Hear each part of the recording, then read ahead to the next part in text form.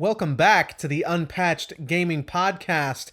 I have all of my limbs, thankfully. That's good. I'm your host, Tyler. And I am your fully limbed host, Zach. Awesome. All of No our limbs, phantom that pain here. We're not talking about Metal Gear Solid I'm sure 5 I'll again. bring it up. I'm sure I'll bring it Okay. up. Not for a episode. while. We're talking about a newfound masterpiece. Yes. Newfound for Zach. I have loved this game for a long time.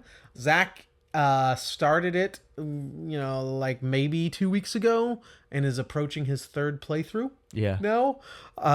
He loves it. So he's really going to be guiding the whole conversation here. He has so many notes. But we're talking about Dead Space 2. In our first October horror extravaganza, we played Dead Space. What did we do with Dead Space? Was it? It was part of the Pillars of Horror series, yeah, but which it definitely is. We did that, and maybe Was that the Resi 2 episode? that's what I was gonna say. Resident Evil 2, I think. Yeah, they those seem would like they go would well go well together. together. Yeah. So I think it was that. But you can go back to one of our earliest episodes and hear us talk about Dead Space. I have revisited some of those episodes.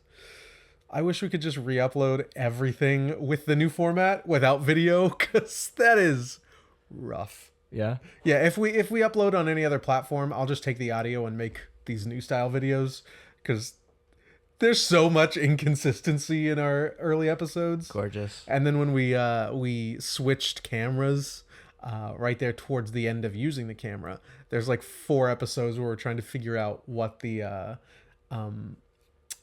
filters and the adjustments are going to be like using HDR 4K, because it just putting the raw file in there looks terrible. So you've got to do a lot of work to it.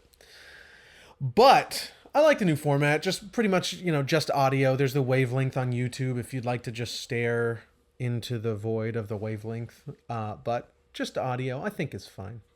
Anyhow, go back and check out our previous episode on Dead Space. But we're talking about Dead Space 2, a masterpiece for different reasons. And we're having another Oktoberfest. I think we're exclusively having Oktoberfest this year. Well, I would have nothing less. I do love a good Oktoberfest. We have one from we have the Tucker Fest beer. This is another import. Last week's was an import as well. This one also brewed with the Bavarian purity laws. I don't know who this brewer is. It's a German probably brewer been there that for 800 years. Yeah, I can't say these words. But it is a refined, full-bodied golden fest beer with a naturally balanced finish. Brewed in Germany. Brewed in accordance with the Bavarian purity laws. Sports and outdoors. Let's have it. Oh, look at that. Look at that. It pours into a glass. Wow. That's all I know about it yet, This is, I think, even a little lighter than last week. You know what nobody says about me? Zach, you look lighter than last week. I guess they don't. That would be a weird thing to say. Yeah. Have some of that head, Zach. I will. I love head. This is a PG podcast. Yeah, it is. There's a Well, little I more just got a here. You little bit just on have there. to finish it so you can fit the rest of this can in there. PG podcast. That's right. I have clicker sounds and things to block out We're fine. the more egregious We're moments. And we cut out the intro to us getting ready and warming up. Where Oh, goodness. one of I us hope inevitably says something I hope we horrible. never forget to cut those, because we're done. We're done after that. If we accidentally upload that. Everybody would cancel us. Every human on the planet. Listen, we're lovable guys. All right. There's a little more in here for you, though. Thank you. Yeah, this one, I don't get a ton of maltiness from. This is like truly a lager. Of course, Oktoberfests are lagers, but I get a lot more maltiness from most of the Oktoberfests I've tried. This has like a weird mint to it. Like it's a very pronounced mint at the end. It's also has that kind of yeah.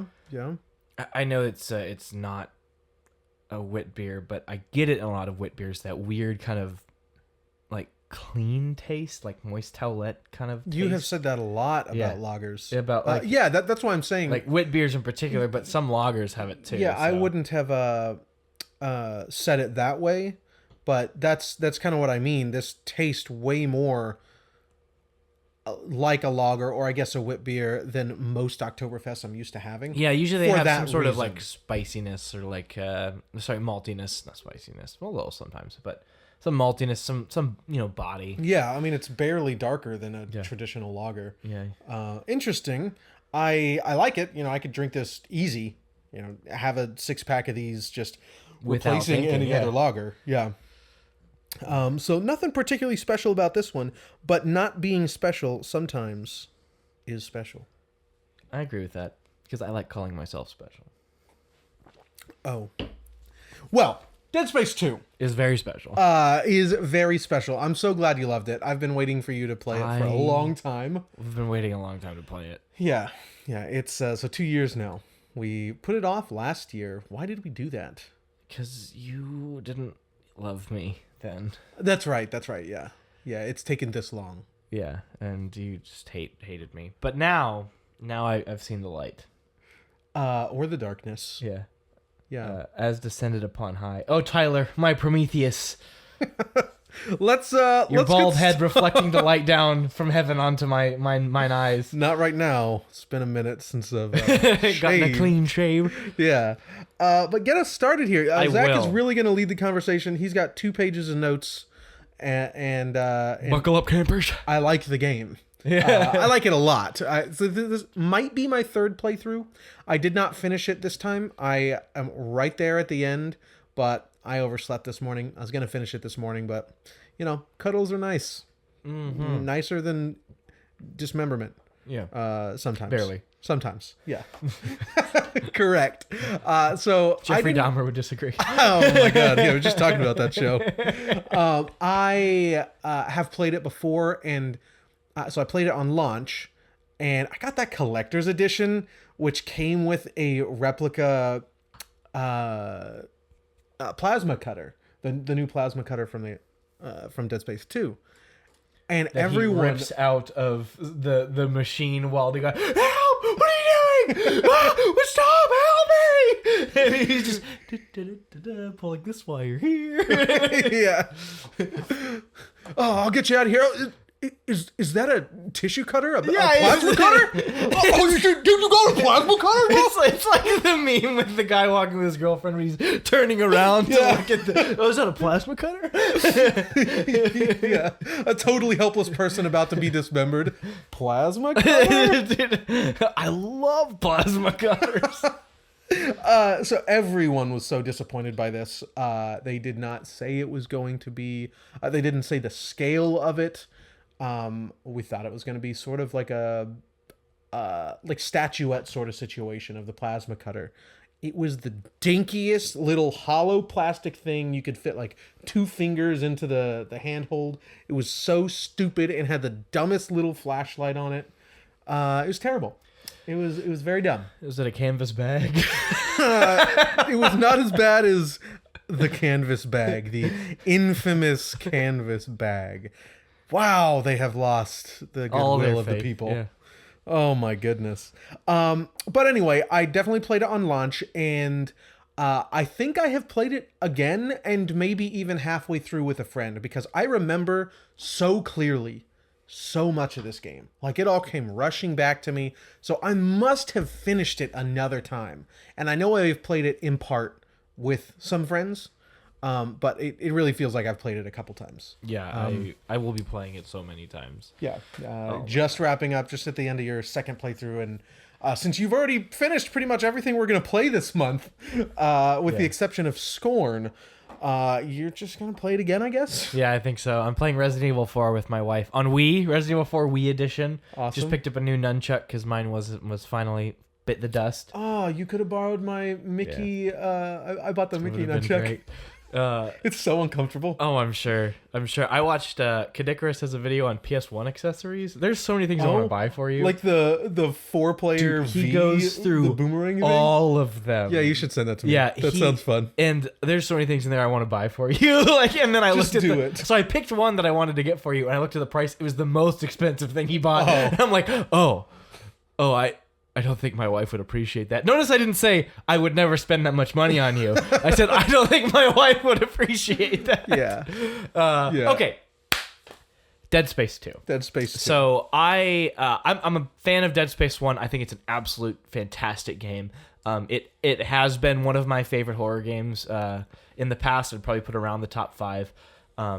There are, I know I say, oh, these are my favorite games, 10 favorite games, 5 favorite games, and it's a joke, right? Because I have like maybe 10 top 10 favorite games. But in reality, there are probably about 40 games I would give the title of masterpiece. Like, honestly say, this is a masterpiece. I could defend calling this a masterwork.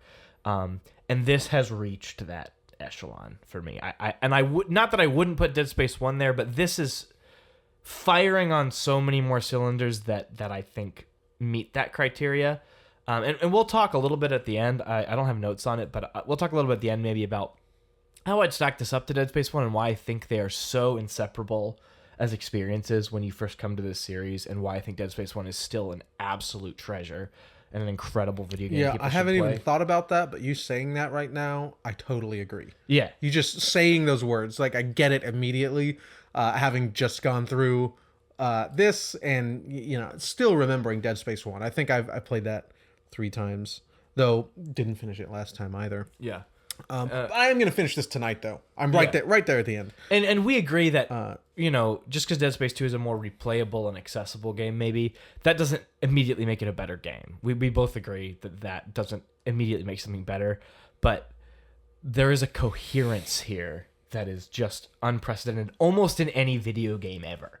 Like, it's really unique. So let's dive in. I'm just going to... I started to write these notes, and I was like, trying to find a way to break it down for discussion. I just okay, what do I think makes this game a masterpiece? And I just basically wrote everything about the whole game because it's so good. So let's start at the beginning. As many things do begin at the beginning. What makes Dead Space 2's tutorial a masterpiece? The fact that it starts in about a minute and a half. Yeah, you're just going. And you don't even know that it ends. It just that's a good seamlessly becomes I didn't even the think game. About that. Yeah, it's so true. You feel like you're playing the game pretty much immediately. Even when I started like it Doom, over, like on the level of Doom. Yeah, that's literally what I put here. So I put speed, the horror, the pace. Like I put here gameplay. Like the elements that are tangential to the gameplay itself are all on point. And you just again, it's like Doom. Here's a gun, go. Like in this game though. It doesn't go, here's a gun, go. It just goes, here is the entire outbreak without any context or build-up, go. Yeah. And you're in a straitjacket, so Isaac's just doing his little, engineer run, his little shuffle run. I love, one of my favorite parts of the animation of Isaac, I think this is more from the first game, is... when you're walking, he'll turn his head slightly, this way or that, to look in a different direction. I think it's just... It's very nice. That little animation just brings so much to it. But yeah, I think just going right away, and I love that you said it doesn't end. The game has begun. The tutorial is the game, and it's brilliant. So again, you and I are big on wordless tutorials as well. Games that teach you how to play without needing to, tell you how to play, really, with text boxes and things like this. And there are some text boxes, but they don't or it'll tell you which button to press to use the thing that it's talking about, but it's not going to tell you should use these things in these situations because it'll help you. It's I think a great example of that comes at the very end of the quote unquote tutorial where you reach your first store, your first big kind of little safe room, and you go to the store and a necromorph drops out of the ceiling, teaching you are not safe. Every time I walk up to a workbench, I walk up, try to trigger any events, and I turn around and look manically. Sometimes they'll scare you with someone coming around, a little necromorph running outside in front of you, but it doesn't come in, and you're like, oh, Isaac, stop! And he's just slowly, like, he's Tylering his pipes, just like making sure everything's in the right spot. And you're like, Isaac, you're gonna die! But yeah, it teaches you safe rooms aren't safe. The first airlock that you encounter, so there's a mechanic in the game where you can shoot certain windows into the airlock will need to come down, so everything's being sucked out into the vacuum of space, and you need to shoot the airlock mechanism to drop the airlock gate, essentially. And it teaches you that it's useful. You see a necromorpher, or like, I forget exactly the context, but something flies out, and you're like, okay, I get that. And Isaac is not, usually what happens is Isaac will also start getting sucked out, but in this situation, you're holding on to a bed, and he's not. You don't have to respond as quickly in this instance. But so you get the usefulness, you see how the glass breaking kind of works, and you have a chance to see how to activate the airlock once it's done. Just doesn't tell you. Yeah, these airlocks can be used to, like a tutorial cutscene. But all of the cutscenes in this game are also like QuickTime events, but it just does these two things, cutscenes and QuickTime events, better than anybody else, where it does not feel like you have left gameplay at all. And it has one cut in the whole game, like way before anybody else was like claiming to do it. Jacob Geller points that out. Yeah. Just like way before anybody else claimed it. It didn't even make it a marketing thing. It's like, no, this is just what we're going to do. And the one cut is like a joke, like him getting thrown out of the... That's where I just ended. Yeah. So you're basically... Yeah, you're right there. Yeah. Wow. Yeah. I ran over to the save room as soon as that happened, and I think I have an hour and a half left probably. I also think one of my favorites is the telekinesis, the way it teaches you how to use it, in that, unlike Doom, it intentionally does not give you a gun right away. It gives you telekinesis first. Yeah. And drops you in a room, lets you learn how to throw spears through things, shows any Dead Space 1 players how much more effective this is and reusable this is as compared to the first game.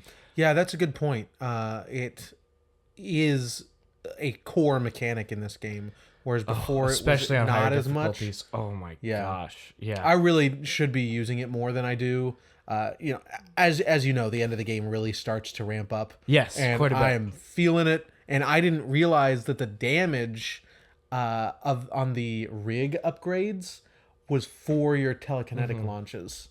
Exactly. So I've got the first damage. The other one is so far ahead. It's very expensive. Yeah. Probably like second playthrough. Right now, I'm playing Survivor. So I didn't do New Game Plus. I played normal difficulty. Now I'm on Survivor, which I'm glad I did.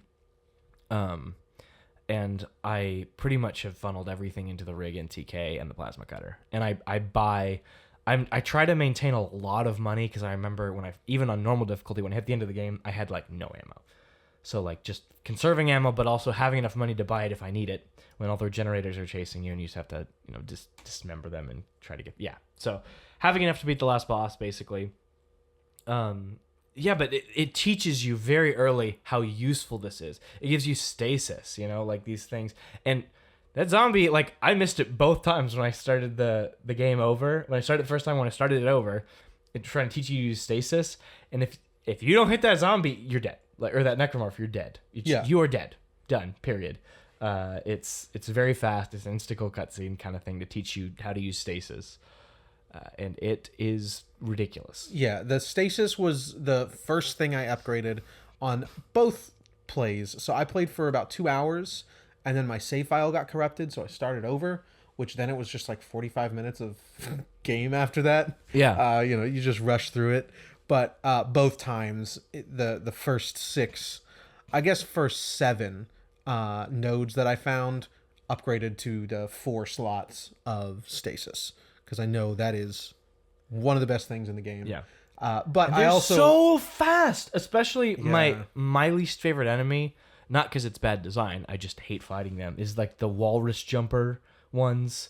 The ones like they kind of have like the large mouth, they have 2 arms they run at you on, and the one tail. Yeah. Those are the worst ones, hate definitely. Because they're hard to follow. Your guns aren't quick. Sometimes I don't even see them. Yeah, they're at my feet, sort of behind me. Like, I've turned around to look. And you think you've stomped them to death, but they're still alive? Yeah. He's still alive? They're so hard. I actually I've only fought one so far, but I remember in the first Dead Space I hated them, and certainly here, the one that's like a bunch of bugs stacked on top of each other. Oh yeah, I think you only fight one in this game. Oh really? I hate those. Yeah. I hate them. And like any kit, any gun that you have is not going to be effective against those. You are going to waste ammo killing those little things. And if you try to not waste ammo, you will take so much damage. Yeah. Even like I have to basically, if I don't want to use ammo, I just empty out my stasis, like stunning them and stomping on them, stunning on them, stomping, or Yeah. stasis stomp.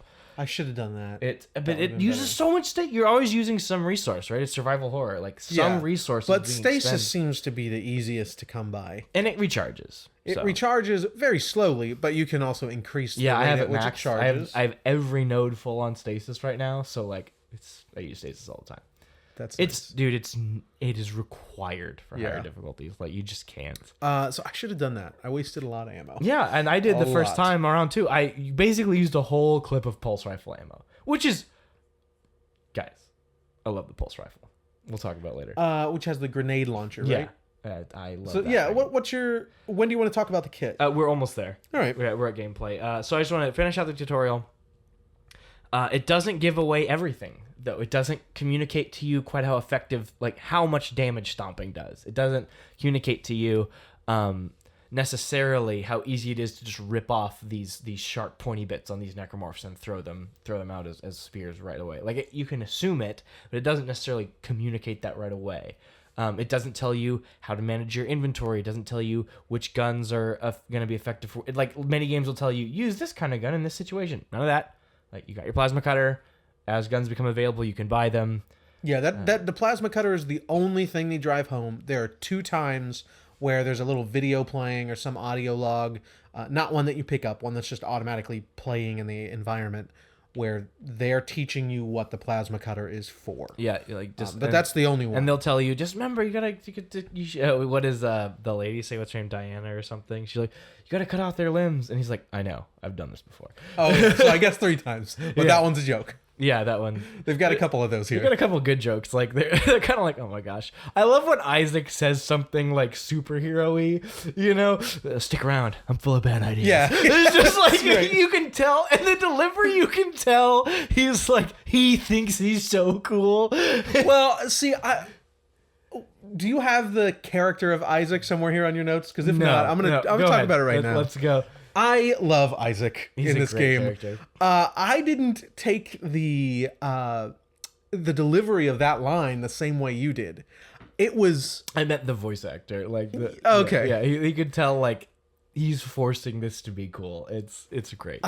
So I think this is a survival horror game, a very action focused survival horror game. Unlike most survival horror games, most of which come from Japan. He is not sort of like a depressed, introspective edgelord.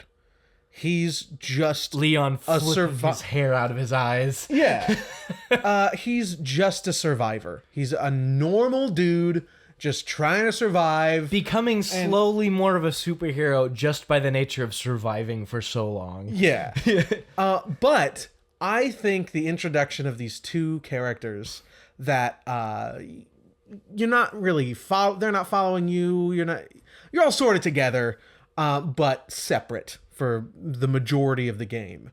And the introduction of these new characters is also the introduction of new purpose for Isaac, and all of the delivery of his lines after that are like have a little bit of excitement. Like not only am I surviving, or genuine like dread, like not just like, oh, I don't want to die, but like fear for them, yes, like anxiety for them. Well, I'll talk about that when we get to set pieces. There's one line that I think makes the main set piece of this game. Okay, but it's the change of his tone and everything when he knows there's two people relying on him. I would have delivered that line, that goofy like, stick around, I'm full of bad ideas. Like the voice actor delivers it like it's this action hero line, but I think the writers probably would have more intended to stick around. I'm full of bad ideas. Like a little bit more weary, a little bit more like determined but weary, That's kind of what I would have read it as. I like the way I still it was love the delivered delivery. Yeah, I still love because the delivery. he's like excited to have purpose. That's again. cool. I like that. Maybe that's what the director that's- chose to go with. I do like that. It's a good line regardless, because of the context of who Isaac is and what this game is. Like, this game is not... And just before that, they met again for the second time, and she runs up to him and is about to give him a hug. Her delivery of that is perfect. And like a little bit like, yeah, come on. It's... And it's not like this, oh, look, they're Yeah, it's not like a romance or anything. It's just like, oh my God, a person! And the embrace that was about to happen didn't.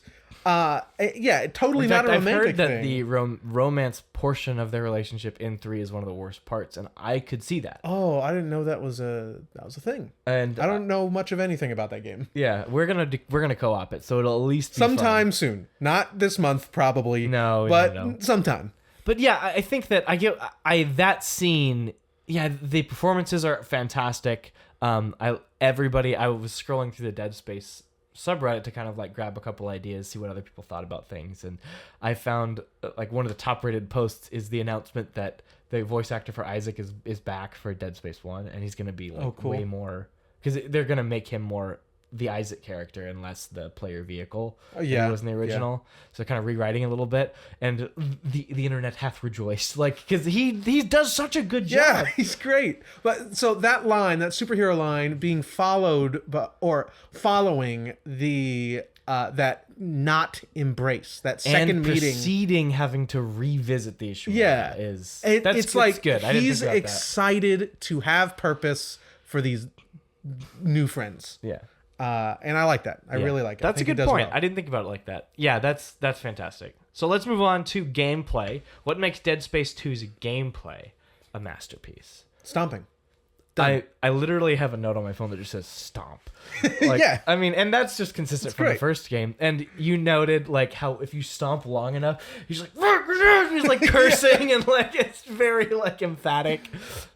He curses so much in this game, and I love it. I wonder how many like audio clips they got of him just stomping. Yeah. Like, here's the rate at which you can stomp in the game. Just do that for 2.5 minutes, please. We'll record you. Just grunt. Yeah. It's very... it's very good. It's great. And, like, I mean, just Isaac's delivery on so many things, like, when you get to, and spoilers obviously, but when you get to the final boss and the great, like, obvious reveal, like, I tricked you, now you have to, what is the of course the famous line, make us whole, Isaac, make us whole.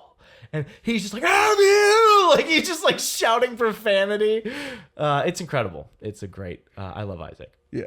But yeah, I would say that a huge thing is, we'll talk about later, but I think it's endlessly replayable, and I want to talk about the difficulty Coming up on later. your third playthrough. Goodness. And here's a couple of reasons that feed into that. It's almost arcade in its simplicity. Even though all the rooms are the same, every time you go through that game, your kit can change. That's one thing, right? So everyone has their own favorite weapon. So let's talk about this. What is your, like, which weapons do you use? What are your the plasma go-to? cutter is a shoo-in. I love the plasma cutter. Being able to sever with precision is just always needed. Yes. Always. I know I'm going to be attacked from both sides, so I'm going to knock this one's legs off and stasis it. Pull this one's arm off and throw it at it. When it dies, grab the arm off of it, throw it at the other one's on the ground. You have to really... I think the best weapon in the game, both games probably, is the line cutter. One, you can upgrade the width. I think in the first game for sure. When I've not upgraded it very much in this game. I use it as one of my, I guess, like 2 secondary... Like, I've got 2 primaries. Those are the ones that are, very upgraded. And then my 2 secondaries, which are barely upgraded, but are useful. So I don't remember if it's super useful in this game, but, I can still cut the legs off. They drop. They've got their shoulders up, and I can cut the 2 shoulders off. Yeah. 2 blasts. And that also works pretty well on those sort of jumping guys with the tail that you mentioned. Oh, I hate those guys. And they work really well on the bugs that come out of the bloaters. Yeah, I use the force gun on those. Just an instant kill, That would be very good. basically. I'm not using the force gun. This is my now the the second flamethrower. player. Yeah, I used the flamethrower my first one. It's is the only gun I would say is not a good choice. Really? I think the flamethrower sucks. It takes forever to reload, like at its base reload speed. It's nice because it can kind of mass stun.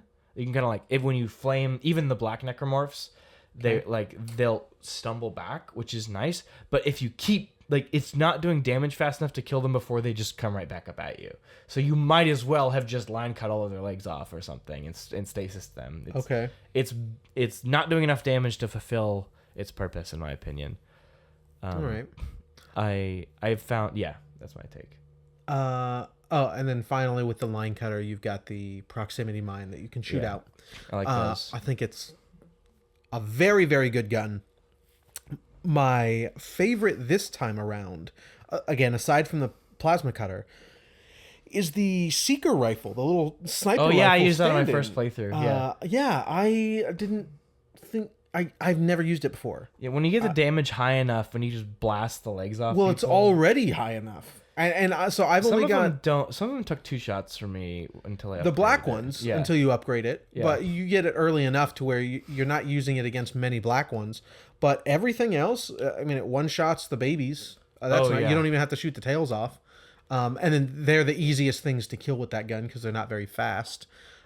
You can shoot you stasis something, you shoot 2 limbs off, you grab those limbs, throw them at somebody else. Yeah. And so you can upgrade either the alt fire, which is the zoom in, and what you're upgrading is more damage while you're zoomed in, or you can upgrade the other track, which is all the reload speed, capacity, stuff like that. And then there are just a couple base damage increases. So I think I've got 1 or 2 of those, and then the alt fire is up decently high. I found that by the end of the game, my biggest setback and what I would have upgraded going through the game more, if I weren't doing New Game Plus, would be the ammo capacity, because having only 4 shots is really tough in some of those larger rooms. 5 or 6 right now, and even when you're switching between helpful. guns, it sucks to have. Yeah, I was about to say 6 seems perfect, because you could pop, take all their legs off. You'd be surprised how.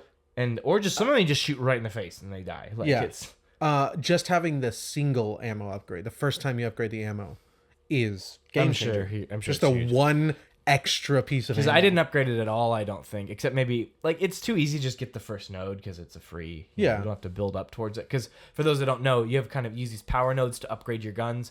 And typically the first slot is like a damage upgrade or a capacity upgrade. But then you have to go 2 blank slots that don't do anything to reach other trees and other bonuses. So you have to basically pay 3 to get to that. And so typically paying for the first 1 or 2 is pretty cheap, so you might as well for most guns. Yeah, so that's what I did with the line cutter and the javelin this time around, but my primary upgrades are the plasma cutter and the Seeker rifle. Plasma cutter is special, so they have a special I've never node. gotten it that high. It's so I actually have plasma cutter all the way right now. Every single node's full. Or almost every node's full. And the special is the first thing I go for because it adds fire damage, and you'd think that's okay, what does that do? But the effect and stagger and piercing effect that it gives is just so substantially huge.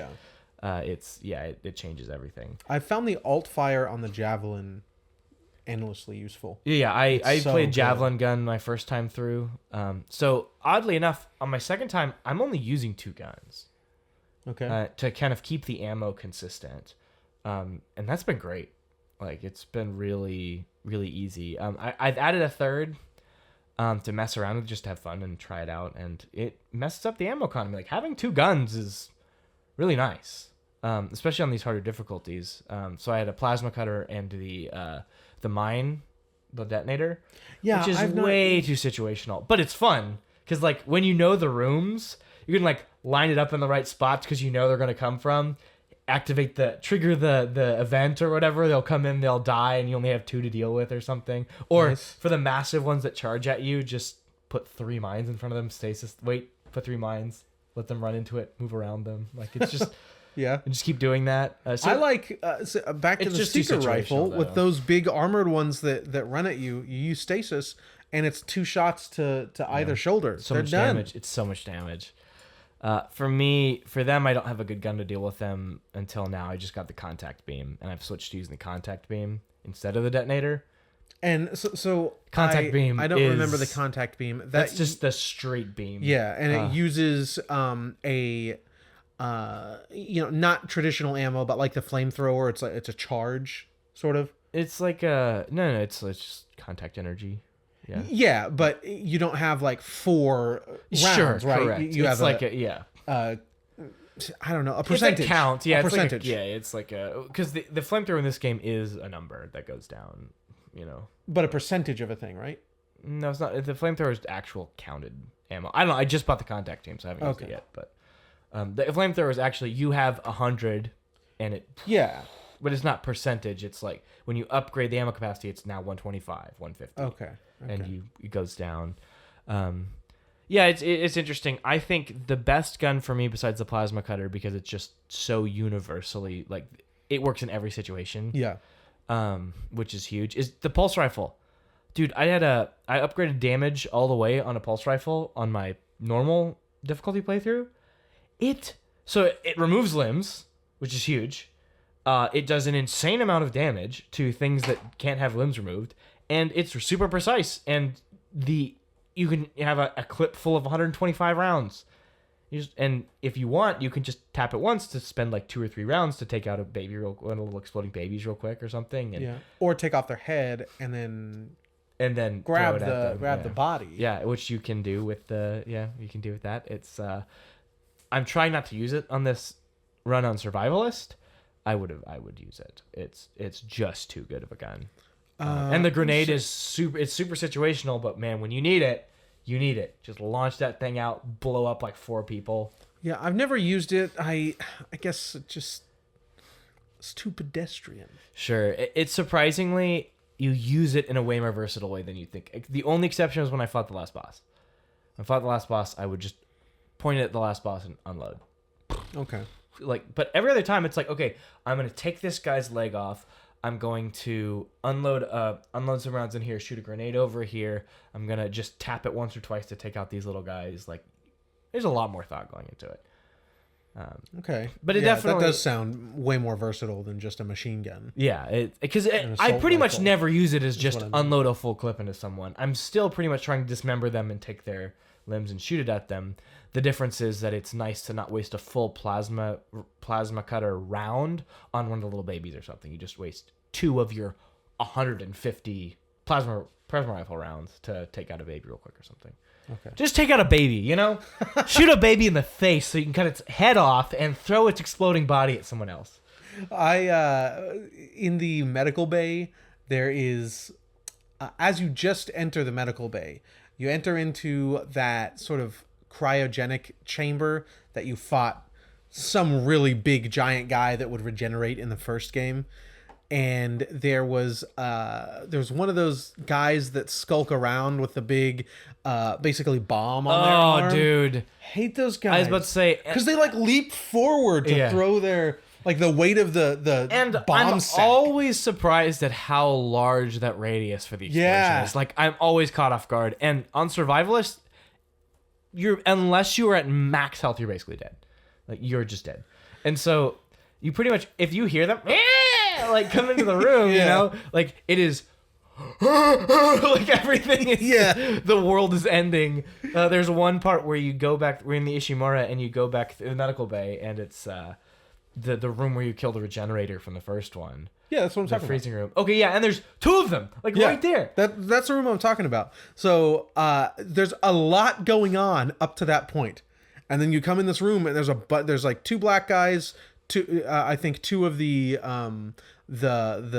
black the like decayed throwing necromorphs or whatever. the ones that throw up. Oh, I hate so those there's 2 guys. of those. There's 2 of the black regular necromorphs, and then there's 2 of the bombers. And so with the last one, I grabbed the bomb, I shot his arm off, and I took that with me. I was gonna take it somewhere else, but there's like an elevator, 3 rooms, 5 rooms maybe. Nothing is happening. I'm like, what is going on? I'm like so scared someone's gonna hit the bomb and kill me because I'm almost out of resources at this point.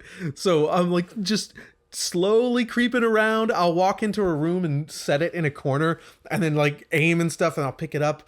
And then I finally get to the room where that big engine is. Yeah, which is one of the first big encounters in the game. You're like making your way to the beginning of the ship at this point. And one of the babies with the 3 missile arms jumped down, and I immediately turn around and throw it at it because I'm scared now. Completely wasting it. It would have been there's an encounter. As you go down the elevator, there's like 7 or 8 enemies down there. They all clump up too if you let them. I like trying to time it so that anyone trying to run over the bridge, you can put the battery back in and turn the massive electricity thing back on. Yeah. It's too much of a pain. It is. That's hard to work out because they pop up on the wrong side. Yeah. You have to lead them over. Well, some come from the other side. After you take it out and start walking, some will come from the other side, but there's too many coming on the other side to deal with it. So in that situation, I laid a couple mines, like for the ones coming over the bridge. Yeah. For the ones here, I just fought them and dealt with them there. The mines, they do sound very. It's super situational, good. Like I said, and you have to know the room already, which I think is intentional. Like I think the first time you play this should be on normal difficulty, but as you get to learn what the rooms are, we'll talk about it a little bit later. While we're on gameplay, there are 2 mechanics that I think are really underbaked. And this was also true for the first game. The power nodes. I really like the way the upgrade trees work, but there are rooms throughout the game that you can use a power node to open this locked door. So I always keep one with me because 95% of the time you're getting so much from those rooms. I even found one that had 2 power nodes inside of it. But almost all the time, there was a power node just before or just after this room. So you can just hold on to it for a little bit or do a little bit of backtracking, like just a little bit of backtracking, and you'll then use it. So there's always one nearby. And in fact, this room we were just talking about with that generator, on one side of the generator is a room with a power node, and then on the other side of the room is the room that you have to unlock with the power node. But there's also a bench there, so you've got that very clear trade-off, which in the first game, that's what they were trying to show you.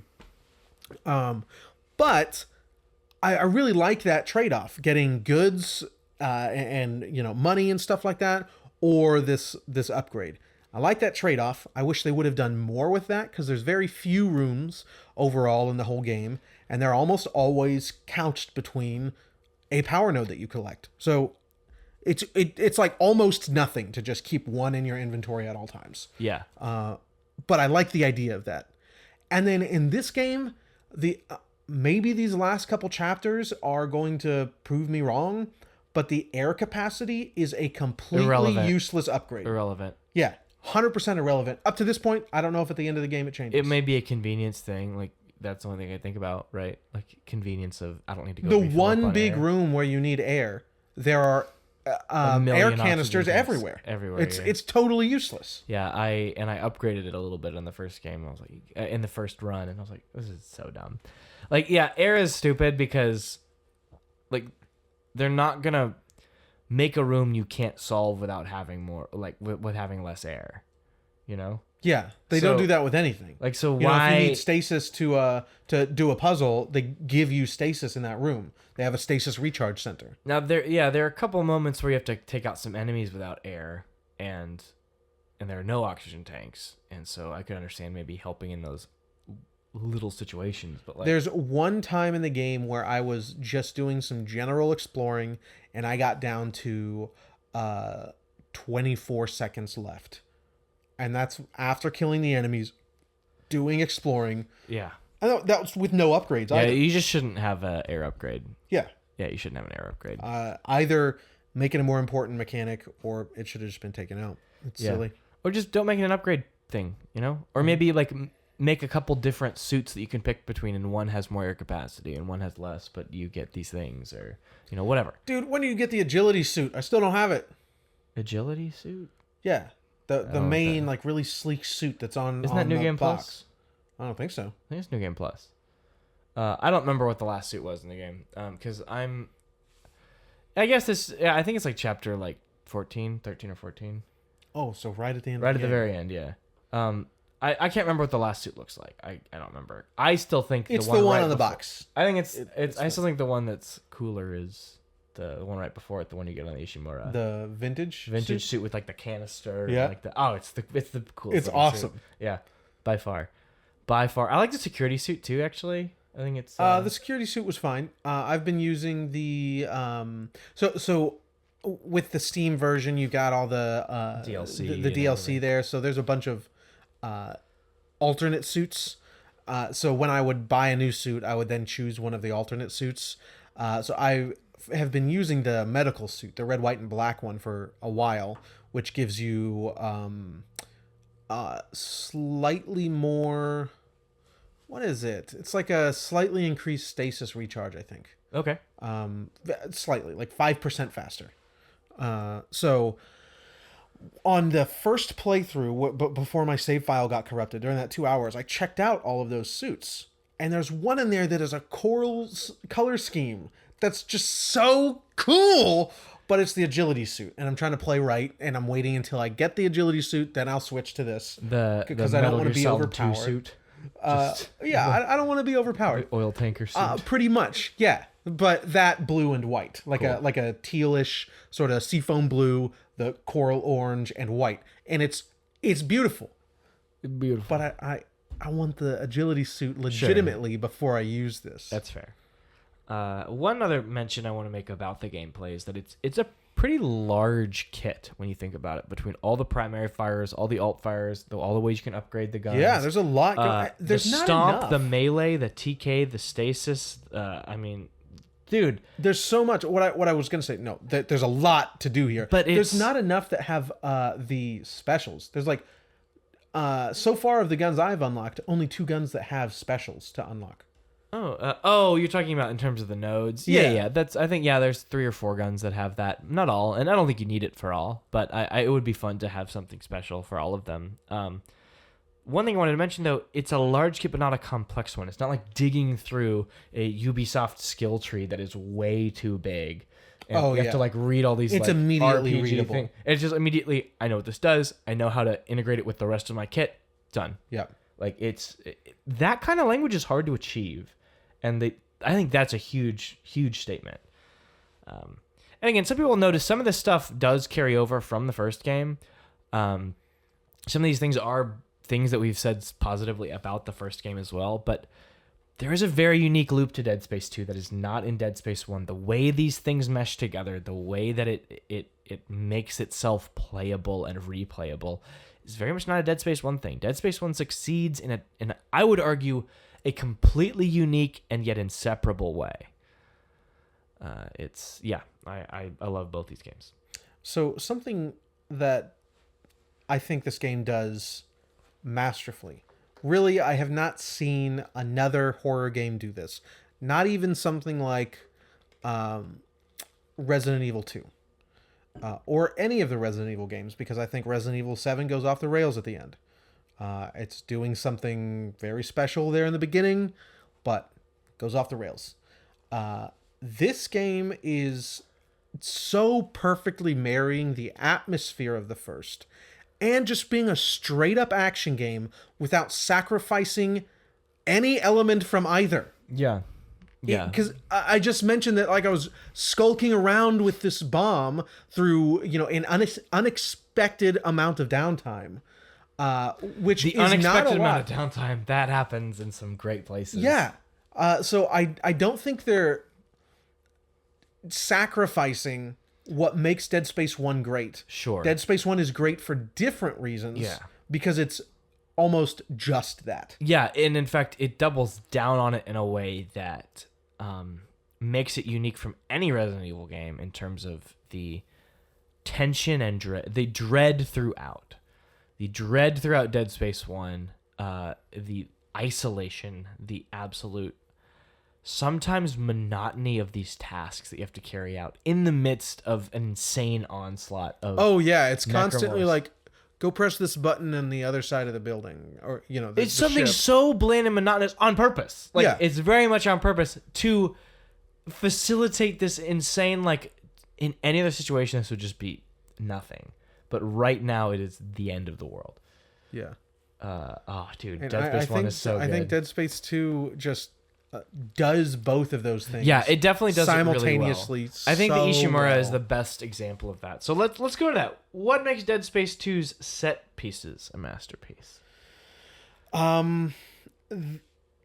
They all feel like a single. So like you mentioned, there's no cuts Yeah. and there's no levels. Yeah, sure. So, a little prompt will show up on screen saying you're in chapter 9 now. You're in chapter 11. Whatever.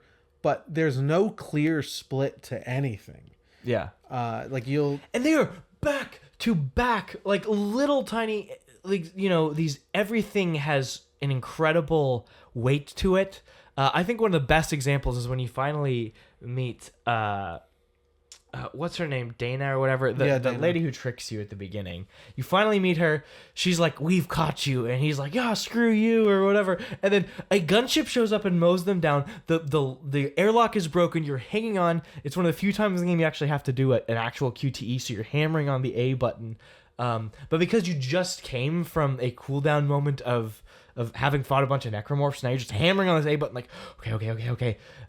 You pull yourself down. He throws himself down into the latch. Immediately, a giant necromorph is there, grabs you. You now have to aim your gun at all of its squishy, decaying parts. It is smashing you around. He has to then run away, moving all these stasis blocks out of his way, and then you have to look behind. If he's coming too far, you got to stasis him, and then you come up, and then another shield breaks. The wall breaks. Now you're getting sucked out into space. Yeah, both of you. So now you like hit the side of a ship, you're hurling out of control, and you've got to aim and shoot this monster still. Yeah. It's a boss fight. Yeah, and it has grabbed you and is smashing you against the ship, which is obviously everybody inside is now dead. And this giant necromorph is there. You have to shoot an explosive canister and you fly out back into the space station, and he just stands up. And that's 90 seconds. Yeah. That's 90 seconds. Any other game would draw that out and milk it. This game is not It moves on immediately. afraid. I think this is something that I think is a huge core pillar to what makes this game incredible, is it is not afraid to be brief and effective. It is okay with that taking 90 seconds. I can't imagine how long that took to put together. Like, nope, 90 seconds, and then let's go. Like, and then you just move right on, and there's some other crazy thing. You go through all these, Like the cutscene or Yeah. the set piece Oh where my you're gosh. flying from one side of the station to the other. When he's like, I'll be there. Yeah. And he launches himself. That's the to line. Like other side. it sells that whole moment, right? Because you've just done this kind of a little tedious. You kind of move these satellite arrays or these solar arrays to connect to each other, and you get this. Hey, they're coming, guys! Like, I don't know. He's like, it's okay, I'm coming. And he comes. He's like, how'd you go get here in time? And he's like, I'll be there. And he locks himself in straight. You just launch yourself out. And you're flying through the debris. Everything's coming into focus. It's Jacob Geller describes it. We're perfectly. gonna link Jacob Geller's video to this. We've talked about him quite a bit on this podcast, and he's great. We love his the work. best, yeah. And he's got an episode on why this game is a masterpiece, Yeah. and I think you should watch it. But that I'll be there. It's so good because you already like him as a character, and there's this defiance and fear at the same time delivered perfectly Yeah. in that moment. love it, dude. And he just slams down onto the ground, and he's like, "Let's go!" Like you're just like, you're that ready when to go. again, that is like a minute, and I don't even think it's that long. I don't think it's a minute. Yeah. It's not very long at It's all, not but it's the afraid. biggest thing in the game. Though, honestly, I think probably that the sequence you mentioned with the monster getting sucked out of the airlock was probably more technically taxing, But this one, the scale is so big. Yeah. Though I doubt it was as difficult. And the to build make. up, and the build up. You have to be like, this is huge for me. Set pieces that build that aren't slow. It doesn't have to be slow. You don't need a slow burn. It has one big slow burn set piece that I think and that's Ishimura, and it comes right after some really wild stuff, and so you're kind of ready for it at this time. Is it the end or just getting on the Ishimura? Getting out, like there are no monsters for like a while. 4 minutes, like you're, which in this game is an eternity. And the whole time, especially if you play Dead Space 1, you recognize the places. Isaac, the whispers start to build, and right before you get to the part where you finally a monster jump scares you, it like the whispers are really loud, and you're coming through, and you've heard audio logs of people going, "I can't take it anymore," like ship is cursed, and it builds. Oh, did you listen to all the audio logs? No, just the ones on Ishimura, really. Because it's just janitor going slowly insane, and I just think it's really funny. But, it does have these slow builds. But even in that moment, the Halo jump moment just came from a big set piece. You go and you're moving these solar arrays. There's one necromorph you have to kill. I guess not have to, but you should. You should kill it. Oh, yeah, it's a very pain in the annoying. butt. And then the slow dialogue build, because it takes a little while to fly back up to where you're supposed to be. It takes, probably 20, 25 seconds to fly your way over there, and Ellie keeps coming in and saying, "Hey, this stuff is happening. It's building up." And you're like, "I'm so far away. I've just walked across the whole station. Like, I can't get to her in time. I'll be there." And he launches himself. Like, they earn it. They understand, and that's not. It's a combination of building. You've built it up over a huge section of the game. You've built it up over that small moment. They really understand how to sell intensity. I think that, so just after that, I think is that sort of hug moment, right? Not just after, but shortly after. Because after that, you land, and then I love it because you now feel like a god. You feel so cool. And then it gives you an endless enemy section where you can't win. You have to just run away. Oh, the school? Like, you go back to the basketball transit court hub. thing? You go back to the transit hub. And Ellie has to open the door for you because everything is shut Yeah, down. yeah. And it's 0G, so you can't hear anything. Or it's vacuum, so you can't hear anything. Yeah. And that's a tough little section, actually. But yeah, and you can't win. And again, they reemphasize your weakness. And they take it all keep away. it balanced. Oh, it's so carefully thought out. The structure, how every set piece and moment is stitched together is absolutely unprecedented. Yeah, that's right. That is immediately after, and you can't win. So I love. So Even I though have you just here, did the impossible. So they're quick, they're varied, and they're always in conversation with the game's mechanics. There are very few QTEs. They work due to the high tension and they earn it. But usually, like you said, you mentioned this, you're aiming your gun. You're actually shooting at something. You're actually engaged with this. Yeah, they would be QTEs anywhere else and in any other game. And they really make it work. So yeah, fast, varied, all those things. So we mentioned the Halo jump, Ishimura. There's one that I don't think it's talked about very much. The freezer.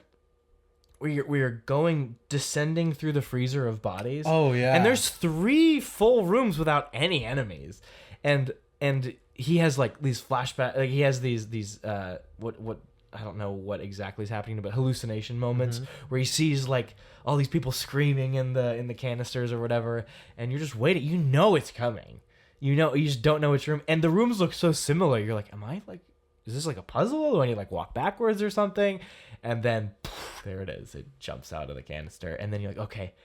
Poof, and then another one comes. Poof, 2. And you're like, whoa, I'm going to have to fight all these canisters now? It's you walk down to the bottom and there's one necromorph and you start to shoot it. And then there's another one on the ground that stands up when you start shooting and it runs at you really fast. And you have to think on your feet. Everything. It's good, dude. It's so everything. Good. Yeah. All of it. Yeah. You mentioned the theater. That's a tough section. Oh my gosh. Yeah, I didn't have such a hard time with that one. Mainly because of the javelin alt, the electricity. On Survivor, that pretty helps tough a lot. 'cause you're And trying they to give conserve you ammo. maybe they take it out in Survivor, but in certainly on the normal difficulty, they give you a stasis canister. Yeah, stasis canister helps a lot. I basically had to resort to making my primary goal is making sure that the infector pterodactyl little thing didn't get anybody. Oh yeah, That was the main thing. And once I got that, the rest was pretty much stasis punch, stasis punch, stasis punch. Yeah, I don't use melee very often at all. I have to. And I didn't at all on my normal difficulty playthrough. Let's talk about that.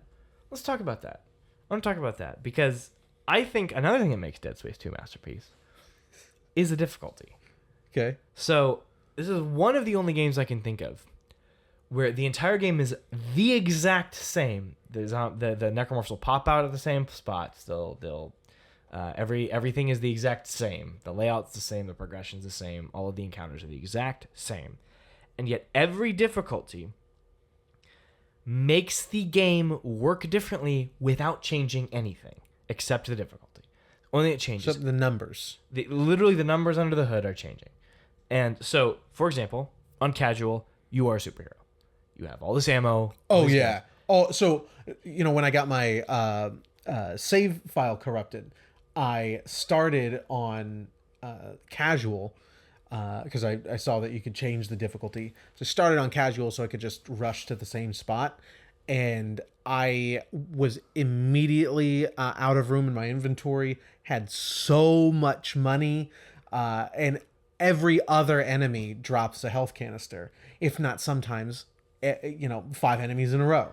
Oh, that's crazy. It is crazy. But, it's a good shooter. The shooting parts are fun. And so letting you do that, I think the game works that way. The way the enemies work, you can just run in and shoot and have a great time.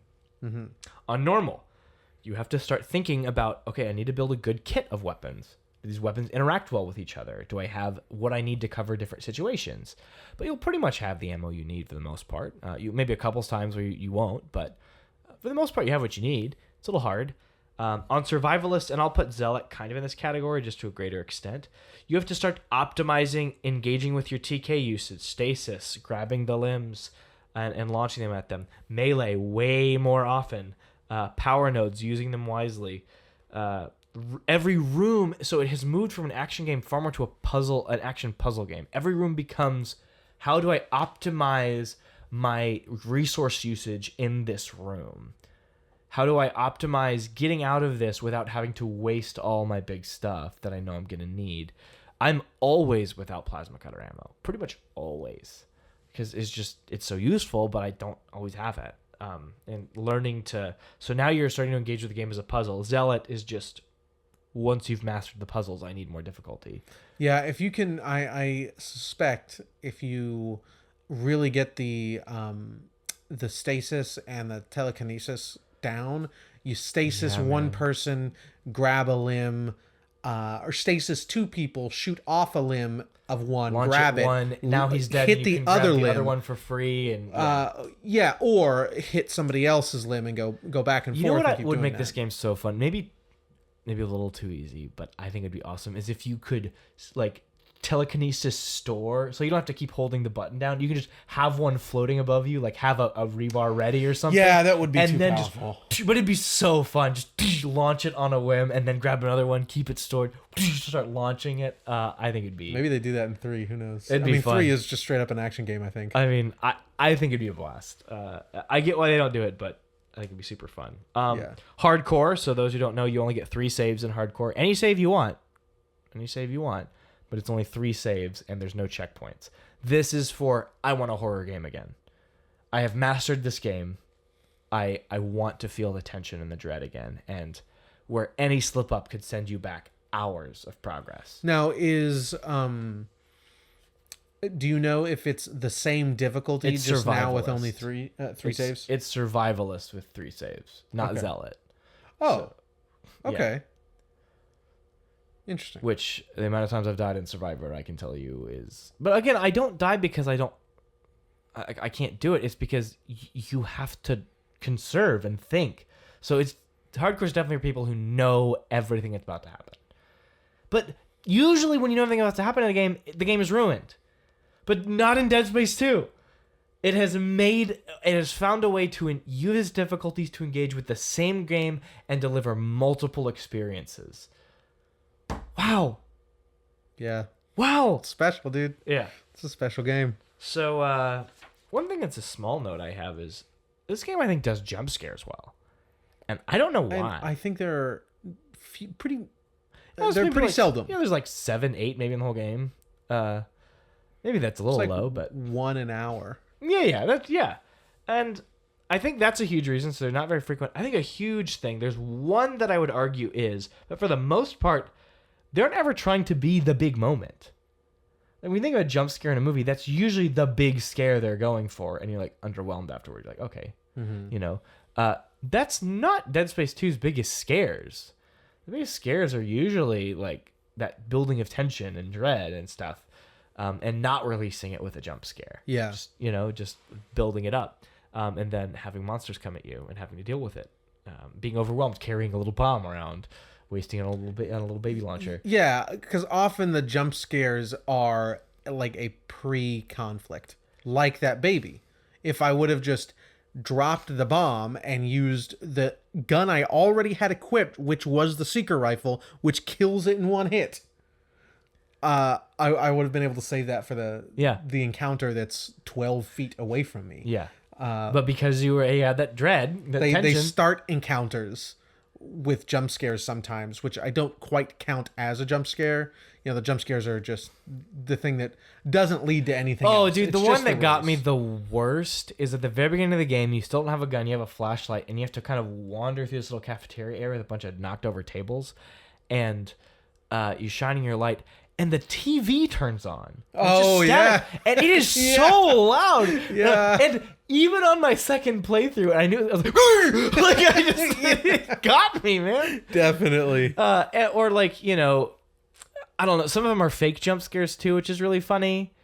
The game ends with a fake out, not jump scare. I love the end. Like it's really good. But yeah, I don't know what it is because I usually am totally uninterested in jump scares. We've talked about this when we played Amnesia. Like when I feel like tingles from my feet to my head, you know, the Ghiblies. It is never a jump scare. It is like turning around to see that amnesia creature has entered the room and you thought you were far away from it. And it's not running at you, it's not going, rah! It just is there and like your whole body. Yeah. Like that's horror. I think this game does great jump scares though. Like they're fun. Like I think that's a huge thing. Jump scares as fun rather than horror. Like these little like, oh, you got me. Like, you know, and you just keep going with the game. That might be it. I don't have an answer. Oh, one of my favorite that got me both times, and I knew it was coming the second time. I thought maybe I could try to get around it, but there's a box. So this is like half an hour into the game, maybe. You're just out of the tutorial, and you've just spoken to what's his name? The other guy that Strauss, yeah. You just spoke it to him from across the residential area. And so now you're going to the other side of this residential area. And as you get into the second stretch of apartments, you can stomp on this box that's right next to a dead body. But as soon as you stomp on the box, a necromorph pops out of the wall and immediately downs you and is trying to get you. Both times I got it. It's so good. I typically grab boxes with kinesis and throw them. I don't stomp. Yeah, I was a little too close when I was like, oh, I'll do that instead. Yeah. On my second time, I was too close to it. Oh, heard. That's so funny. Yeah, again, I think it's jump scares as fun maybe rather than trying to deliver a scare necessarily. Because the big jump scare, the one that kind of breaks the tension of the Ishimura, is, in my opinion, the least effective of the jump scares because it seems like it's trying to be it's still pretty good, but like it seems like it's trying to be a big moment where the big guy jumps out of the crates, you know, to start attacking you. I don't remember that. Yeah, exactly. Yeah, like I think it's because it. Oh, in that long corridor with the glow sticks. Yeah, that one. Oh, I didn't even think that was a jump scare. Yeah, I kind of interpreted it as one. Oh. Like because you can't see him. It kind of comes out of nowhere. You've been walking quietly for this whole time. I don't know. I interpret it as one. It's definitely the least effective. I think that might be it though. Jump scares as fun rather than terror. Yeah. When it's like It's like, oh, gotcha. It's sort of like playful ribbing. Yeah. Yeah, I like that. Or like what you'd and the game has a lot of playfulness. Like it's like, oh, at least you don't have to go through at least you don't have to go through the medical bay. Like they're all swarming through there. It's like, Obstruction found. diverting to medical bay. He's like, like he's just that weary determination again. And that's one thing that I didn't remember in this game. That line and that you have to stop at the medical bay. So that was very funny to see again. So funny. Like I was like, as soon as he said, "Oh well," or she says, "Good thing you don't have to stop at the medical bay. That's where they're swarming in." I'm like, no, of course they're gonna make me stop here. Of course. And that's got a great set piece too, where you have to go through this decontamination chamber. Oh yeah, And nothing happens. I did remember the decontamination. And then as you chamber. come back after having spent all your ammo on this huge amount of enemies in this small corridor, like, I mean, there's probably 15 by the end, and you're just like, what am I supposed to do right now? Especially if you want to go grab the power node at one end as well as get the centrifuge working. Yeah. And oh, so- that's always a trade-off too. You know there's going to be something. Yeah. Not every time. Not 100% of the time, but like probably gonna be 75 to something, 80% of the time when you go get the good thing that's on the other side, on your way back there's going to be something Yeah, else. something you have But to deal with. sometimes there's not, and you got to Yeah, they balance that well. Yeah. So like then you have to come back through with very little ammo, and on Survivalist I had a great time trying to use the ammo I had and balance this encounter. It was a good time, and you know they're gonna do it because decontamination starting. You're like, I'm screwed. Like I'm just gonna die Yeah. now. On the first way through, it Nothing happens. Yeah, they know how to build that well, keeping that in the back of your Well, mind. yeah, they also, on the first time through, a necromorph drops out of the ceiling on the outside. Yeah, on the but then outside. crawls back into the wall and nothing happens. So then you leave and you come back, and that necromorph and many, many more are in this little room with Guys, one there's this table. dude in this little room. He's locking himself in. We gotta go get him, boys. Pretty much. Yeah, that was. I did remember that very clearly. That was a great time. Certainly on my first playthrough. What is that? A decade ago now. It came out 11 years ago now. So I was 18.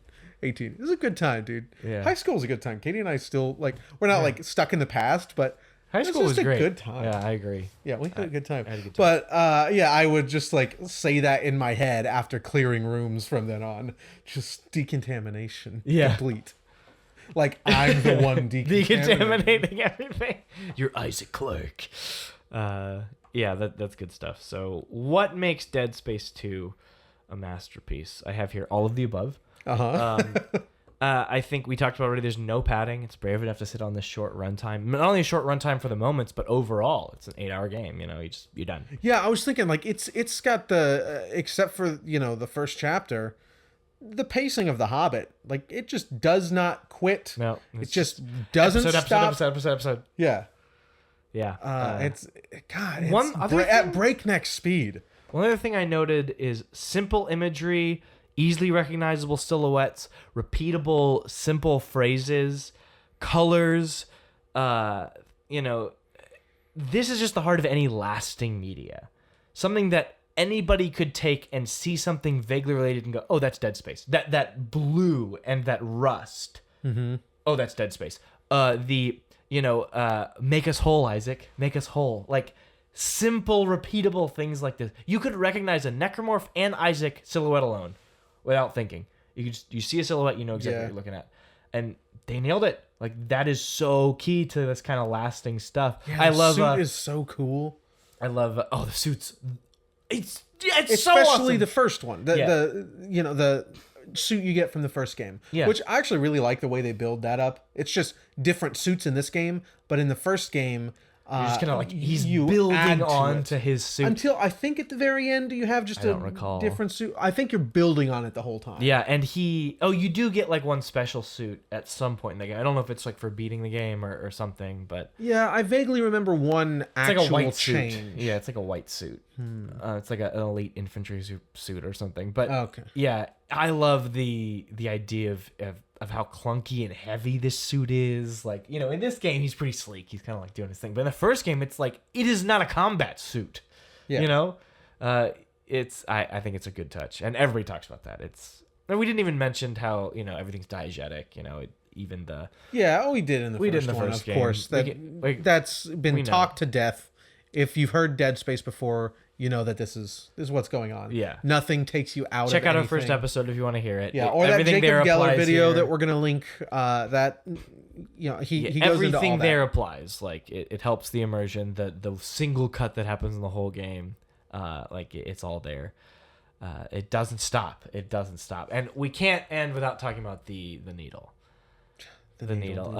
And again, another unforgettable moment. simple, repeatable thing. They just take that poem, cross your heart and hope to die, stick a needle in your eye.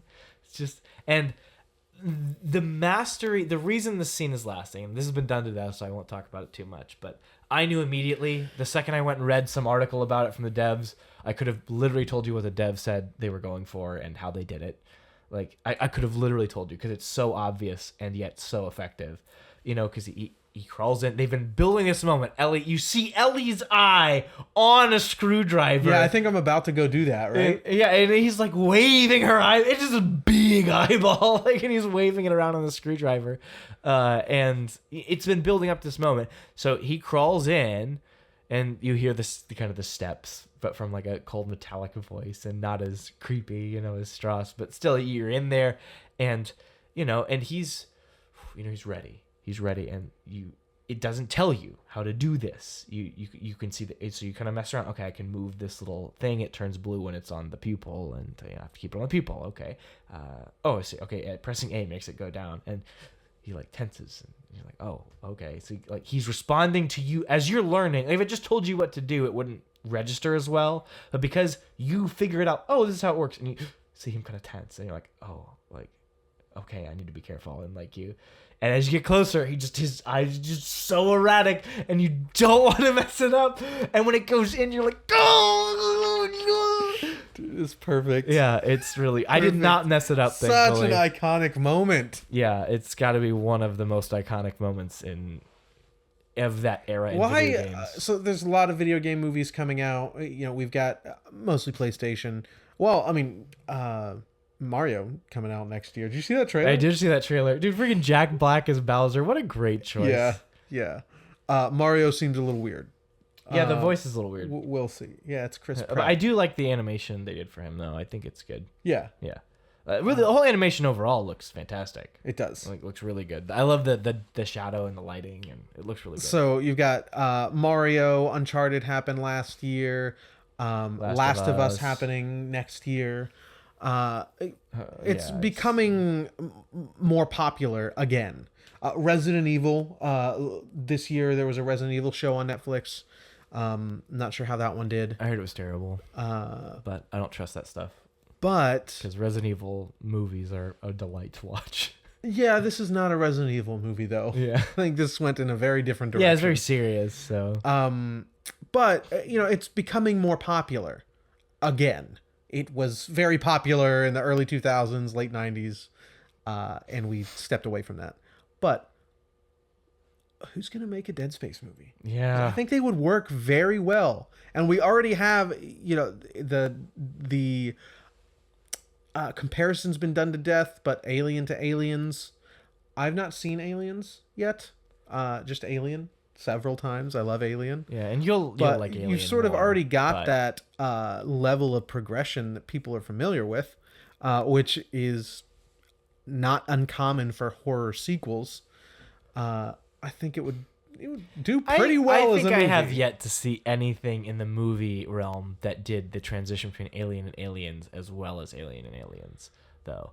Because Aliens, you should watch it. Again, you will not like it as much as the first one because of your taste and what you like in movies. Yeah. But you will love Aliens. Like, it is wild. I'm sure I will now. Back in my pretentious high school days. Sure. I even got convinced that Dead Space 2 was not a great game because it wasn't doing what Dead Space 1 was doing. Dude, one of my favorite moments from Aliens. Then I unconverted myself. Good. I'm glad that we've reached that together in unison. But because we are one, as unitologists would teach. Yes. But I love there's a scene in Aliens where they're trying to get out, all the aliens are chasing them, and Michael Biehn and everybody, they all become barreling into the car, and one of the aliens is like trying to open the door, and so he sticks his shotgun in his mouth, like, eat this, and he shoots the alien in the face with his shotgun, but the acid flies out, and they're all like burning to death from this acid. It's burning through the hull of the little getaway vehicle. It's tense in a crazy, weird, different way. Yeah. That was our doggo outside. He's a good boy. Yeah. We'll be out soon, bud. Yeah.